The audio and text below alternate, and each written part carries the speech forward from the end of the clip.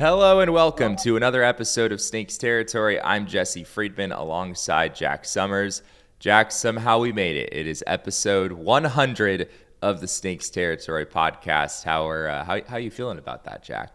It's a milestone, man. It feels fantastic. I mean, a lot of work goes into this, but it's a passion that we have for this sport and for this team and for this platform that Foul Territory gives us. So, big shout out to Foul Territory. Thank you for all the support in getting the Snakes Territory podcast up and running and all the support we've had over the last year. It's been a lot of fun.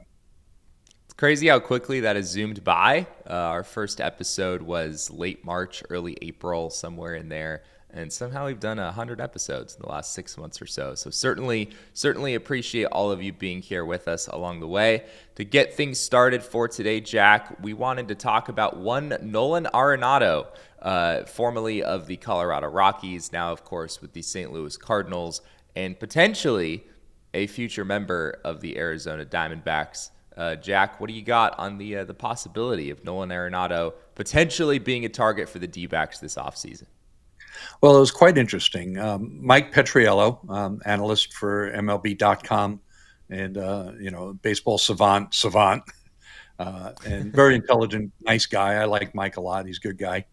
Um, he wrote an article about potential landing spots for Nolan Arenado. The Cardinals are clearly rebuilding. They're moving players. They just moved John Gray, and they sent Sonny Gray.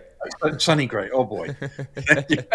Well, I always make that mistake. Thank Well, you we're for the thinking correction. about Arenado, so now you've got the Rockies in your head, so it makes sense. Yeah. So anyway, they moved Gray. They sent $20 million with him along to Boston. Clearly, they're going to have to send a substantial amount of money along with Arenado to get him moved.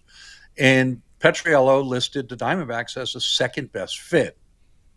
And when I first read that, that's a little unintuitive. I mean, hey, wait, what happened to Blaze Alexander as the everyday third baseman?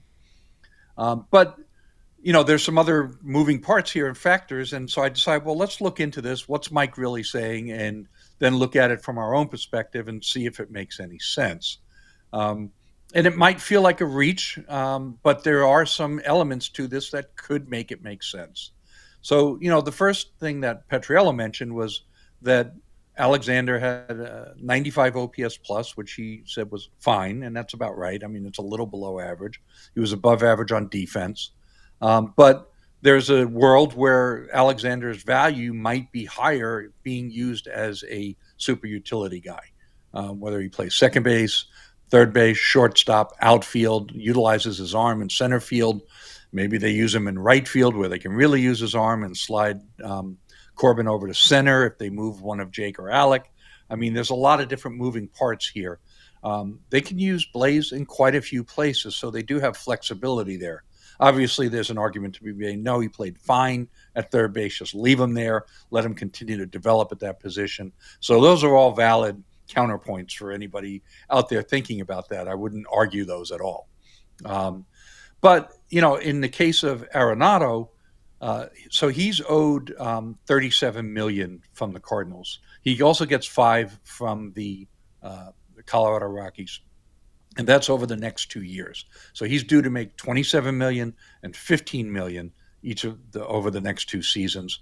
But of that, 37 million is owed by the Cardinals.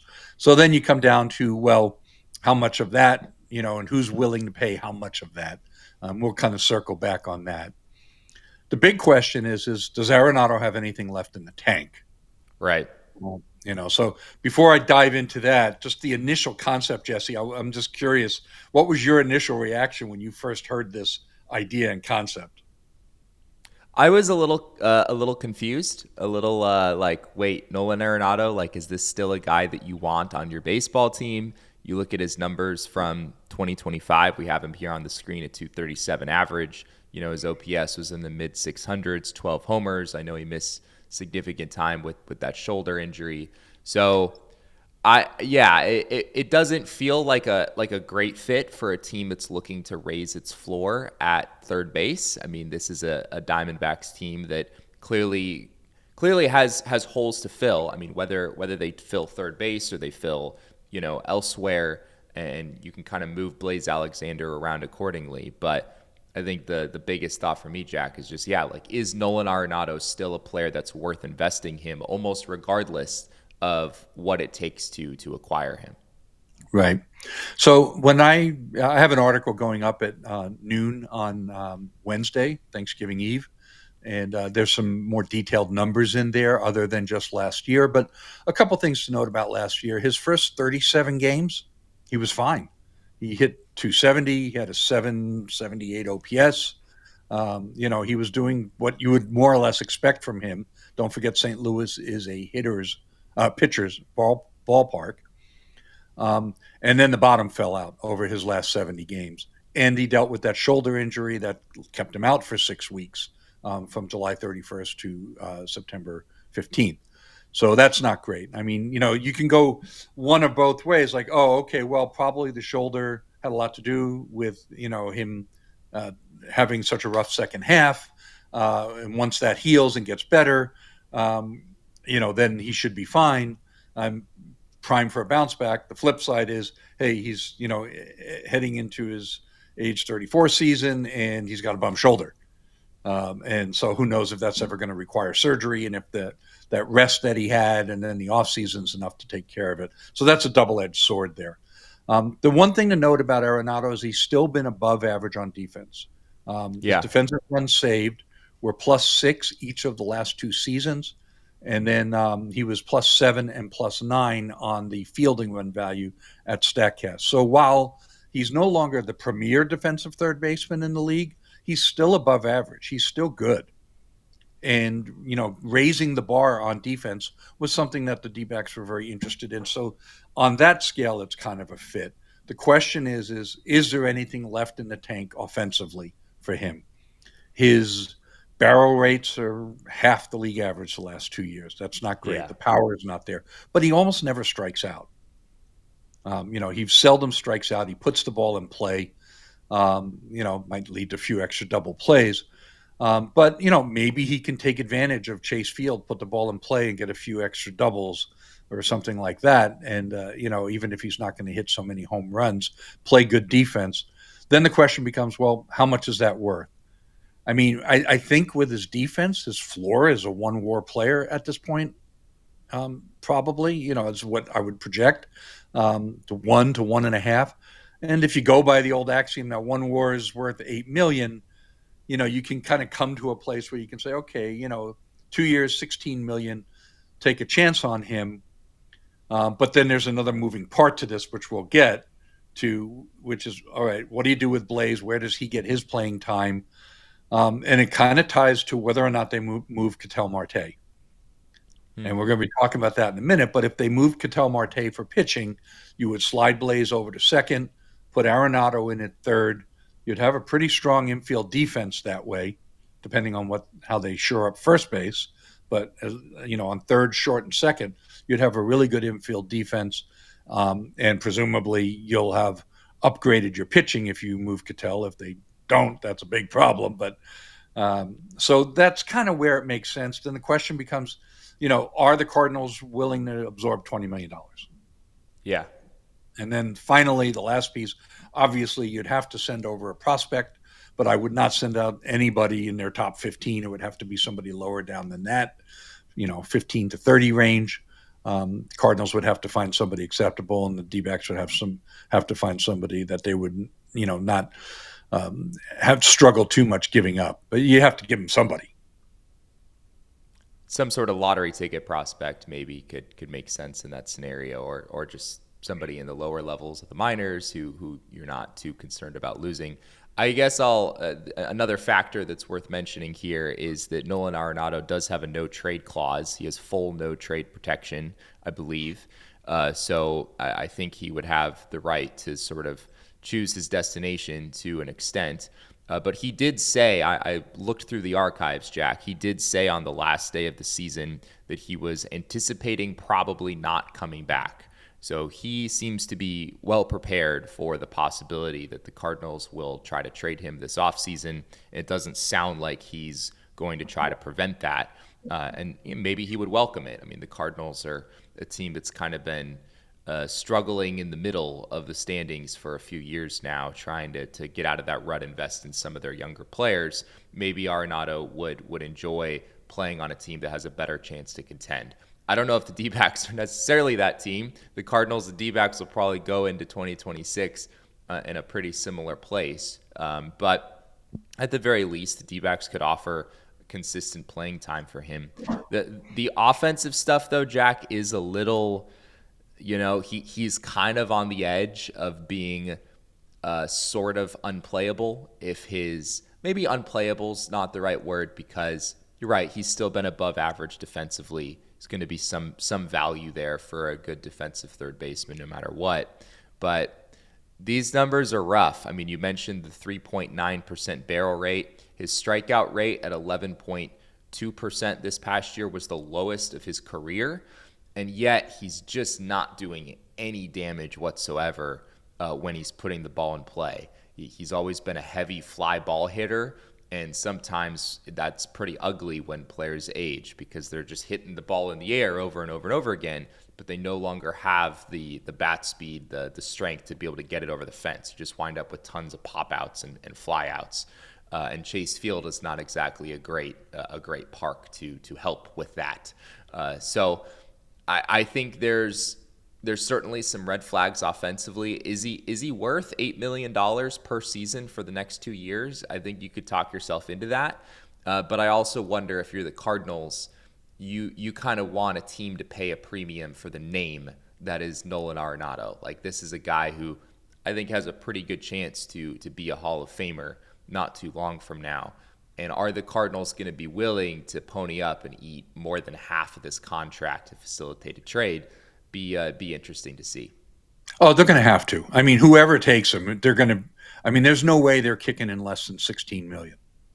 Yeah, Not quite half, but I mean, there's just no way that they're not eating close to half that contract, that 37 million that they owe. There's no way. They can't move. Yeah, I'm wondering, like, so if Arenado was just on the open market, a free agent, like, how much would the Diamondbacks be willing to invest in that player?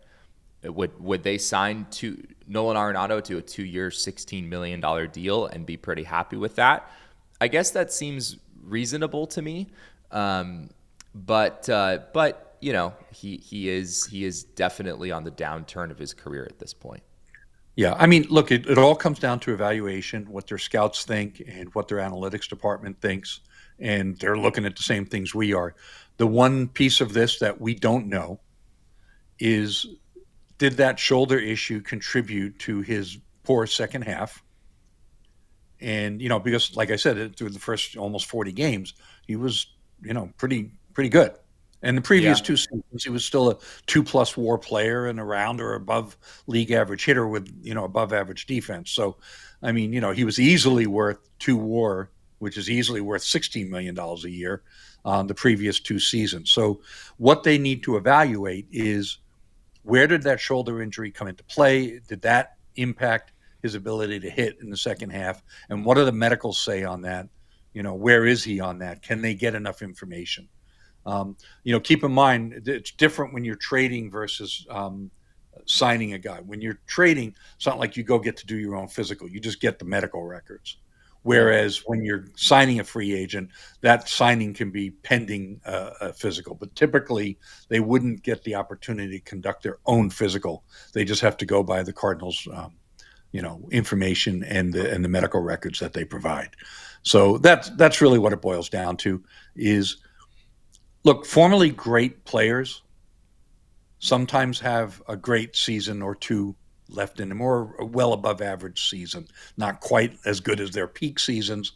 And so that's why I'm always intrigued, and everyone's always intrigued by the formerly great player. Obviously, father time always wins. But there's no question about that. But I mean, how old is Nolan Arenado? It doesn't seem to make sense that he's completely done at 34. Sometimes a guy like this at 35, 36 could still have a pretty decent season in there. And so that's what you're always intrigued by. Is there anything left there? Can he still capture it? Typically with formerly great players, they can still be pretty darn good and look like their former self, just not for as long a period of time. Hmm. You know, great players, they go out and they're, you know, really good for like 5 months and they might have one bad month. And overall, it's a really good season, you know. And then as they age, what happens is that really good period is shortened to 3 months and it might not be consecutive, you know. That's kind of what that looks like. And if you just break it down month by month, that's what happens when as guys age. You know, they look really good for periods of time when they're fully healthy and their body's in good shape. You know, and it's whether or not they can evaluate that's still in there or not. So I'm not saying the Diamondbacks should definitely do this. I just thought it was an interesting thought exercise um, to kind of dive into it. I mean, you know, Mike Petriello is a really good analyst, and it was just wow. Okay, you put the D-backs number two. You know, is there anything here, or is he just completely out of touch with where the D-backs are headed this offseason? I don't know. So it was worth talking about, worth looking into, kind of make the case positive and negative. I'm not overly invested one way or the other on this. I just wanted to investigate it.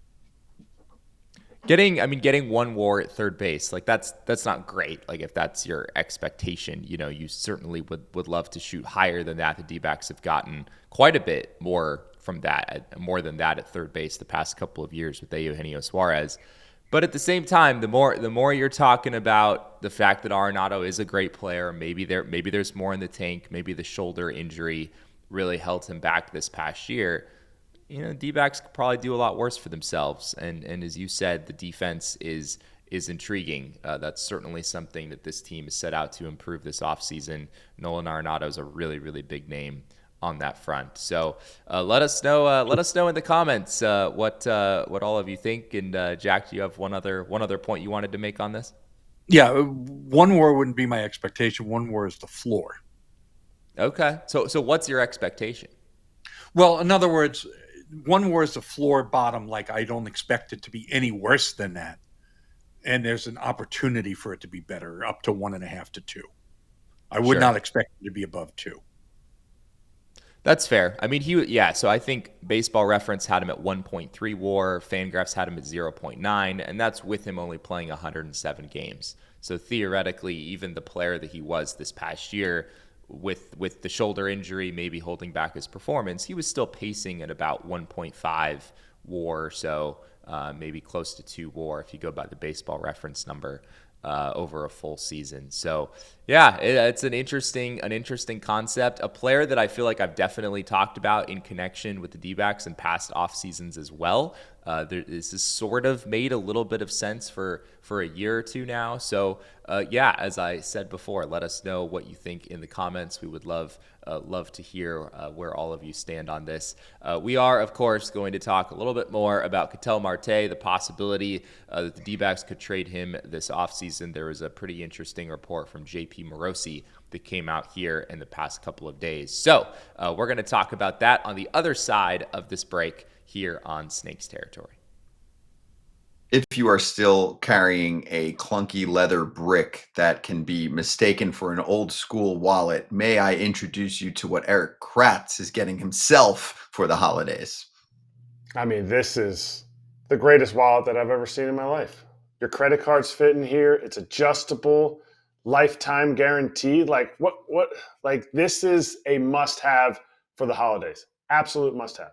Ridge Olive Matte. That is the design that Kratz has right now, and you can get a hold of that. There's over 50 plus colors and styles to choose from over at Ridge. You can even get a wallet that features every NFL, MLB, or college team. And for a limited time, Ridge is having their huge Black Friday sale. Head to ridge.com/foul to get up to 47% off your order. This is by far the biggest discount they've given all year. That's ridge.com/foul for up to 47% off your order during their biggest sale of the year. After your purchase, they'll ask you where you heard about Ridge. Tell them Foul Territory sent you. Well, Jack, I believe it was just yesterday that our good friend JP Morosi over at MLB Network talked about the possibility of the Diamondbacks trading Ketel Marte this offseason. And he said some pretty bold words on this, Jack. He said that there is at least a 50-50 chance that the Diamondbacks will swing a Ketel Marte trade this offseason. That, at least according to his sources. He said he talked to multiple sources here recently. And then we'll get into this in a second. He also said that the Phillies and the Blue Jays are among the teams that have checked in there. So at least 50-50. Like, that's bold, Jack. I don't think either you or I have been thinking of this as being nearly that likely here in the past few weeks.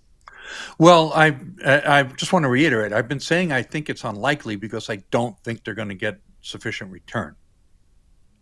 But to be clear, my sources are telling me that it was more than just we're listening. My sources told me that he's available, make an offer. I just don't think any of those offers are going to entice them to make the move. It's hard for me to see that. But the public statements about, oh yeah, well, it's our job to listen and blah blah blah. Come on, that's all spin. It just is. Multiple sources are saying that the D-backs told teams that he's available. Now, we talked about this because they might not get the deal. We talked about this recently, how Mike Hazen saying it is mostly unlikely that the D-backs will trade Ketel Marte. There's something about that phrase that still sticks in my head. It's like, mostly unlikely? Why wouldn't you just say it's very unlikely? Those two phrases have very different meanings in my mind. But yeah, I mean, people say, oh, the D-backs they're not shopping him. No team, as you pointed out previously on the show, no team is ever going to come out and say publicly, yes, we are shopping such and such player. We want to get rid of them. You just can never do that. Nothing like that is ever going to be confirmed by a team source. So, when you have those kinds of reports coming out, I believe the phrase that Morosi used was the D-backs are actively listening on Ketel Marte, which sounds a whole lot like shopping to me. Again, just sort of a different way of saying it. To be clear, neither Jack nor I think this is going to happen, and neither of us is saying that it should happen either. We are not trying to get Ketel Marte traded. So before you leave your angry YouTube comment, please please know that from us directly. But it is notable that Morosi came out and express this degree of confidence, at least 50-50, not that the D-backs are listening, but that a trade would actually go down. Yeah, I think, for me, Morosi's report was a little thin because he didn't know analysis there. Like, there's no who. Who would the D-backs get in return? What are those teams willing to give up for Ketel Marte? Yeah. Everyone knows where I stand. It's like, give me frontline pitching or buzz off. Now that's just my position. It may not be the D-backs. I mean, when we had Nick on, he told us that the Diamondbacks view a potential trade of Ketel as a way to fill multiple holes, which they do have. And I just really fear that kind of deal. I genuinely feel like, no, I don't want three decent to good guys. I need a stud. I'm not trading a stud and not getting a stud. I hate deals where you give up the best player in the deal and you give back three mediocrities and hope that, the volume makes up for it. That's BS. You do not trade Ketel Marte for that. And if they do, I'm going to be probably pretty critical unless there's something in somebody that they get back that I really see that I like. I mean, I don't want to, jump the gun here, but that's my story and I'm sticking to it. Get me a really good pitcher now or buzz off. I don't need the deal. So who amongst the Phillies or Blue Jays are they going to trade to the Diamondbacks that's worth Ketel Marte? I don't know. I mean, who are you going to get? I guess the name that comes to mind immediately is Andrew Painter, who's been a very highly regarded pitching prospect in the Phillies organization. Did not have a good 2025 at all. I think a lot of people were expecting that Andrew Painter would be in the Phillies rotation pretty early on, probably contributing in a big way this year, and he very much did not do that. Andrew Painter went out to AAA, spent most of his season there, had a 5.40 ERA in 22 starts, and that's after having a 1.56 ERA the season prior, split between several different levels. So Andrew Painter could have been that guy, Jack, where I think, I mean, that's what you're looking for, right? Young, controllable, somebody who can throw hard, has nasty stuff, potentially could be a frontline starter for a long time. To what extent did the D-backs still believe in Andrew Painter after the season he just had? I don't know. Maybe could you get Andrew Painter and Justin Crawford? Maybe he helps solve your outfield issue that you have now. Justin Crawford, I believe, bats left-handed, if I'm not going crazy. So maybe that's not totally ideal, but it could still be fine. Crawford is a bat-first outfielder who hit 334 in AAA this past year, probably getting pretty close to the majors. Somebody that maybe could help you out this season, this upcoming season, I should say.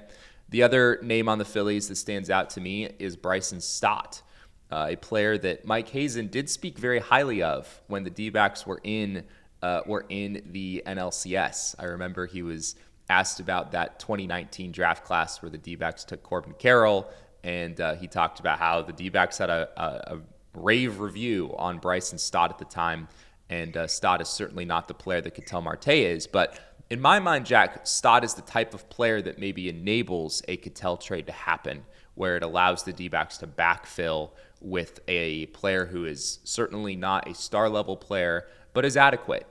Stott is also an excellent defender at second base, which you have to believe that would appeal to the D-backs. So, I don't know, Andrew Painter, Bryson Stott, maybe Justin Crawford. Is any of that intriguing to you? Excuse me, I'm wiping all the vomit off my keyboard. Listen. No. Okay. A guy with a 5.4 ERA in AAA in a pitchers league in the International League? No. Yeah. I want a proven starting pitcher, or what's the point? I'm not yelling at you, Jesse. I'm just yelling at the comment. This was basically I think I saw this exact mock trade floated out on Twitter yesterday. Not that I really take those sorts of things very seriously in general, but it at least, I think Bryson Stott for me makes it okay, this is something the D-backs could consider because it would just backfill that second base position immediately. If Andrew Painter had gone out and had the kind of season that a lot of people expected he would have, I mean, I guess the Phillies probably aren't even trading him at that point. Stott is a below-average major league hitter with kind of okay defense. So what do I want with him? He's going to be 28 years old. He's got a 93 career OPS plus and 2,237 PA. What? Again, this is exactly what I'm telling you. Don't give me this mediocre guy. Bryson Stott is a below-average hitter. Yeah. So what do I need? Below-average. I need a below-average hitter and a prospect who's struggling with a 5.4 ERA in the International League, and that's what I'm going to get for Ketel Marte? No way. You can't do it. I mean, hello. It's not even within the realm of reasonableness. Yeah. I mean, I think it depends a lot on Painter, right? If Andrew Painter had gone out and had the season that a lot of people expected he would have, I think the Phillies might be saying no to this trade. I mean, Andrew Painter was sort of the okay, this is going to be the next guy who's just going to step into the Phillies rotation and be awesome for 6 years and be the frontline starter once Zach Wheeler retires. I mean, that was kind of the vision there. And he looked every bit like that guy up until this past year in AAA where, he just took a big step backward. And I imagine organizations are split on how to evaluate him at this point. So I would also, I'm very much with you. I would not do a trade like that. I think if I would do Marte for Jesus Luzardo. Would you? Okay. Yeah, I mean, they might have to balance somewhere, but that's in range, right? It's a 27-year-old pitcher coming off a 4-war season, and you're only getting 1 year of control there. Would that bother you? Oh, never mind. I'm sorry. I didn't realize he only had 1 year control. I thought he had 2. Yeah, he's ARB eligible in 26, and then that's the end of it. He did have a good season, though. Yeah, but you get my point. Yeah. Look, 26 is not an all-in year for the Diamondbacks. It's a year they want to be competitive, right? But if you're moving Ketel, then you got to go all in. Unless you're saying, no, I'm using Ketel to rebuild, and then just call it what it is. In that case, sure, go out and get 4 really good prospects, like major league ready, on the cusp of the majors, maybe had a taste of the majors, and all 4 of them are in some team's top 6. I mean, like clean out some other team's farm system, get 2 pitchers and 2 position players and clean them out. I mean, if you want to do that, that's fine. Like, but then you've got to get guys that are really rated high from a decent system, and then just be honest with your fan base and say, yeah, look, this is what we got to do. We're probably not going to win it in 26, 27. We don't know where we stand, but we believe that this will set us up much better for the future. And then go for it, But they'll never do that. And we talked about this. Like that Mike Hazen's never going to do that. And even if that's what he was interested in, he's never going to say that that's what he's doing. But I just don't see him doing it. I got it, Jack. Ernie Clement of the Toronto Blue Jays, straight up for Ketel Marte. There you go.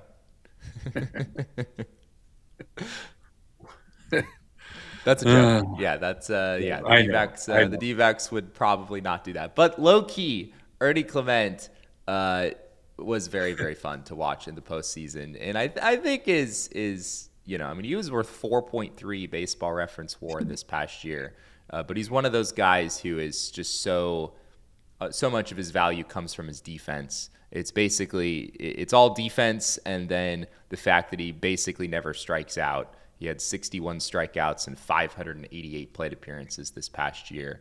Hit for a decent average at 277, but he's sort of the backfill that I'm talking about. But who's like the prize that you're getting from the Blue Jays?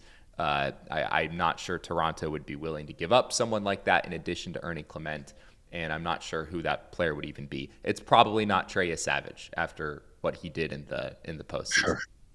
Yeah. So. Okay. I'm ready to move on. Yeah, fair enough. So am I. Well, our last topic on this episode of Snakes Territory is a Taiwanese right-handed pitcher that we wanted to talk about just briefly. Jack, I know I'm going to mess up the pronunciation here as someone who does not know Mandarin like you do. Jo Hsi Hsu is about as good as I got there, but I know the characters are sort of messed up in the transition, and I'm probably getting that way wrong. Yeah, well, first of all, just keep in mind, Hsu's a surname, and in Mandarin, they always say the surname first. The J-O is it's a weird translation. In Mandarin, his name is Xu Ruo, Xi. So the J-O is actually pronounced Ruo in Mandarin, which is a little odd that they spelled it J-O, but that's what it is. But anyway, he's a really interesting pitcher. He's being posted this year. He may end up playing in Japan, or he is interested to visit facilities and see about possibly coming to the United States. As you can see on the screen, he had terrific numbers in the Chinese Professional Baseball League over in Taiwan. Now, obviously, that league is kind of more or less a AA level league, maybe a little higher, probably somewhere between AA and AAA is what you often hear. But 2.05 ERA and just crazy peripherals, 14 walks, 120 strikeouts. He's got a fastball. He throws between 95, 98 miles an hour. Sustainability there might be an issue. He had Tommy John surgery a number of years ago. He's not a very big guy. He's listed at like 5'10", 160 or 170. He's not a big frame guy. Very much a reliever profile there, and I think if he did come over, you'd probably be looking at a reliever. But I just thought it was really interesting also because, look, as Nick had told us, or as Nick informed me, actually, separately, it doesn't really look like the D-backs are going to be in on any of the Japanese players or Korean players, except for maybe a returning player like a Cody Ponce. I think they have some interest there. But, all of these other Japanese players being posted, the D-backs are not in on that market. but they have a presence with Taiwan. Of course, it's mostly been from the prospect side. Most famously, of course, Yumin Lin, who kind of struggled last year. But they also have another prospect. His name is Zhuang, Chuang, who popped into their pipeline top 30 on the strength of a really great changeup and a pretty good slider. It doesn't have a real great fastball, but he had a lot of success in rookie ball. And then when he transitioned over to A ball, they've had some Taiwanese position players in their system before. And Arizona could be a destination for Taiwanese players. Why? Because there's an ever-growing Taiwanese population here in the Valley. It started kind of years ago because there were a lot of technicians that came over and worked in Intel. And now, of course, TSMC, the large chip maker, has set up a huge factory and presence, and they're expanding and building all around it. And that's bringing in a flood of Taiwanese to the Valley, and even to the point where now there's direct nonstop flights between Phoenix and Taipei for both China Airlines and Starlux. So, while this is probably never going to be a destination for Japanese players, it very well could be for top Taiwanese players, and the D-backs have had a presence in that market. So it just kind of piqued my interest that he said that he was interested in coming possibly to the United States. Now, Sadahara O, who actually I think is a partial Taiwanese descent, he has a strong pull on the Taiwanese community, and he was trying to recruit him. Hsu may end up being playing for a year or two in Japan before he tries to come to the States. The tweet that's on your screen, mentions that his family will have a lot to say about it. So I don't know if he's a legit possibility to come here and whether or not the Diamondbacks would be interested, but he could be an interesting guy, that fits the profile. I mean, he's got a high velocity fastball. He's got pretty good stuff. You convert him to a reliever and let him go. He could be a high leverage reliever for you. Could be a nice eighth inning guy for you. The fact that the walk numbers are so low is definitely compelling. I mean, you think about putting this guy in the bullpen, and he was at 1.1 walks per nine, in the Chinese Professional Baseball League this past season. That's definitely compelling. Do you think it's safe to say, Jack, that if the D-backs were to pull off a move in this regard, that he would probably start in a Double-A or a Triple-A before he would come up to the major leagues? That's a great question. I mean, I don't think he'd be willing to come to the United States if he was asked to go to the minors. I think in that case, he would go to Japan and rather pitch in Japan for a year or two. And if he had success there, then transition to the States. I don't think he's going to sign with any American team unless they say, no, you're going to pitch in the majors. Which I guess, just knowing what we know about the Diamondbacks organization in particular, it seems like if a team is going to go and grab somebody out of the Chinese Professional Baseball League and put them straight into the major leagues, it feels like that team maybe wouldn't be the Diamondbacks. That's at least sort of my leaning. This is an organization that pretty much always has prospects go to AAA before calling them up. That seems like maybe a big transition, going directly from there to Major League Baseball. But I could be wrong. Sure. Maybe they think really highly of him, and they would be willing to do something a little bit out of character in order to make that happen. Yeah, I mean, it's a jump. There's no doubt about it. I mean, of course, he's a starter transitioning to reliever, so that might help lessen the jump. I think also, look, the reliever market is going to make people's eyes water. It's already looking really quite bad for the Diamondbacks. I mean, Iglesias getting $16 million. Phil Maton getting what, 7.5? 2 years, 14.5 plus incentives to 15 plus. For Maton, who really just had a career year. I mean, you look at Maton's career numbers and what he just got, Yeah. And I mean, so prior to 2025, he was, I think, just shy of 4 ERA guy, 3.98 ERA. Okay. Phil Maton, through age 32, had a 3.98 career ERA, 3.81 FIP, and a 104 ERA plus in over 478 games as a reliever. Okay, he has a career year. I'm sorry, that's his career numbers. I can't get the baseball reference thing to work right. Right, I will say, I mean, he just had a 32.7% strikeout rate.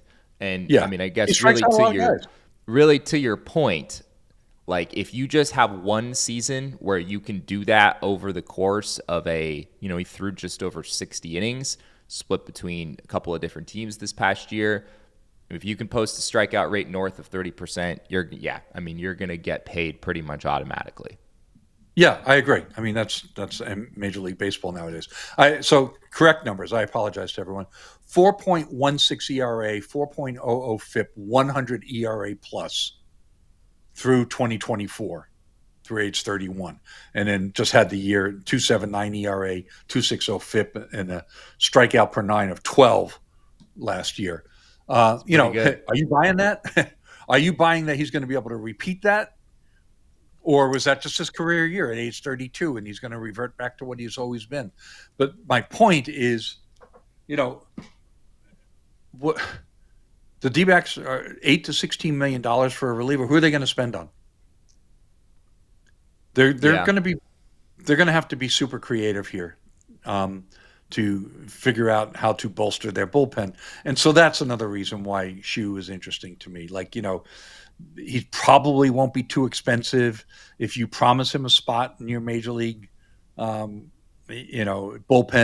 Maybe you're off in 2 years, $6 million or something like that. That might be enough to, and with the promise that, hey, you're on a major league roster, and if it doesn't work out, I mean, it's just like any other lottery, it can't be worse than Kendall Graveman. All 17 and 2/3 innings of 7.21 ERA, they got out of him. I mean, I'd rather take a chance on a young guy with a 98-mile-an-hour fastball that just might be able to transition than another broken down warhorse. Because that's the price is going to be about the same. And you might catch lightning in a bottle there. So, I'd be much more intrigued by that. And that's the kind of creativity the Diamondbacks may need to employ here. Well, I guess that reasoning sort of runs counter to the bring in Nolan Arenado and pay him whatever it takes for the next couple of years, see if he has anything left. But I'm talking about pitching, dude. Come on. Yeah. That's fair. That's fair. I think Nolan Arenado, there's a more compelling case to be made that Arenado has something left in the tank than like a Kendall Graveman. I think that's fair. Well, yes, let us know what you think of this 25-year-old Taiwanese right-hander, whether you want to see the D-backs take a chance in this sort of direction. We, of course, always love to hear from all of you. And as we say goodbye, I guess we should say what we said on our last show, which is that the D-backs have a long history of making trades during Thanksgiving week, and specifically the day before Thanksgiving, as we are recording right now. So you may be seeing us again for some sort of an emergency podcast later today. We'll see what happens. But for now, we really appreciate all of you being here with us. Be sure to like this video, subscribe to the channel. If you haven't already, leave us a comment. Let us know what you thought of all the different things that we discussed on this episode. As I mentioned on our last show, we have a Black Friday sale going on over at snakesterritoryshop.com. If you want to get one of these cool hats that Jack and I are sporting on here all the time, or we have hoodies, we have all sorts of other things there. You can do that at snakesterritoryshop.com and use code Black Friday to take advantage of our Black Friday deal there. You can also, of course, find us on social media. I am at Jesse and Friedman on Twitter. Jack is at ShoeWizard59, and our show is at Snakes Territory. That story that Jack referenced earlier about Nolan Arenado, his potential fit with the Diamondbacks, you can find that over at Arizona Diamondbacks on SI, so be sure to check that out as well. Jack, any final thoughts here as we wrap up episode 100 of Snakes Territory? Just gobble, gobble, man. Go for it tomorrow. Everybody have a lot of fun and be safe. There we go. We wish you all a happy Thanksgiving. But who knows? Maybe we'll be back recording another episode before then. We'll see what happens here in the next 24 hours. Thank you again to all of you for being with us. We really appreciate your time, and we'll be back with another episode of Snakes Territory very, very soon.